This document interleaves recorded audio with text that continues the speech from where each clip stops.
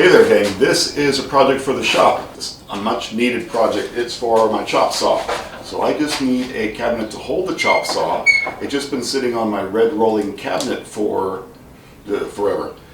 It is getting dust everywhere as I'm using it. So I need something to hold the chop saw, give me better dust collection so I can just have a tray I can dump out whenever I need to, and maybe a little bit of storage. We'll see how that works out.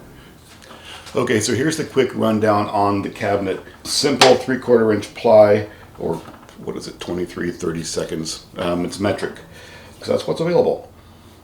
Chop saw sits on top, so the top of this is going to be flush with the top of the working surface of the chop saw is going to be flush with the top of my red tool cabinet, so I can use that as support for longer pieces of wood. A tall toe kick, because there's big wheels on the red cabinets, kind of making that match all the way across visually. I'm going to put a backer on here and some wings across the side. I don't quite know just yet what they're going to be, but essentially wings kind of like that. So, and then backer all that across. So there's probably going to be holes in the top that I can toss some. Chop saws are notorious for not being very good as far as dust collecting, so I'm just going to try to corral the dust as best that I can, and that's going to be all I can do. But I've got this big open space. I am going to put a tray down here that I can yank out and dump when I need to, but I've got some space up here because this guy is pretty tall, 38.5 inches. Have a decent amount of space up here. I might put a little shelf in there for some drawer storage or something along those lines. I'm going to figure that out later, but that's the general idea.